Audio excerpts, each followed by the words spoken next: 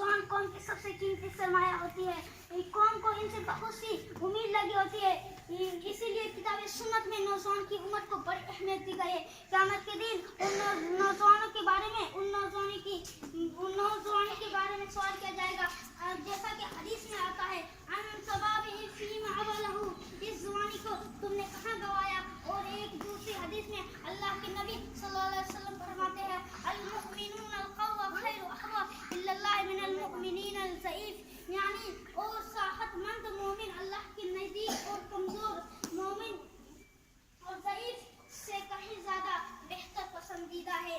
ये मालूम है कि इस्लाम की सरबुलंदी और मैदान जंग में जो काम एक ताकतवर मजबूत शख्स इंजाम दे सकता है, वह एक कमजोर शख्स इंजाम नहीं दे सकता है। इसलिए नौजवान की जिम्मेदारी अपने माशरे में और मुल्कों में काफी बढ़ती जा रही है। जब ये बेदार होते हैं तो पूरे कौम मिलते उरूज में दौरा होता है। जब ये सो जाते हैं तो पूरी कौम सो जाते हैं।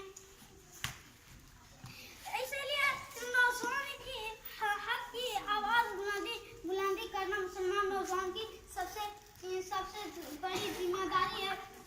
अगर मुसलमान नौजवान अपने हक को, अपने जिम्मेदारी को समझकर हक अदा कर लिया तो यकीनन इंसानियत के ये दुनिया में इंकलाब में बर्पा हो गया। अस्सलामु अलैकुम।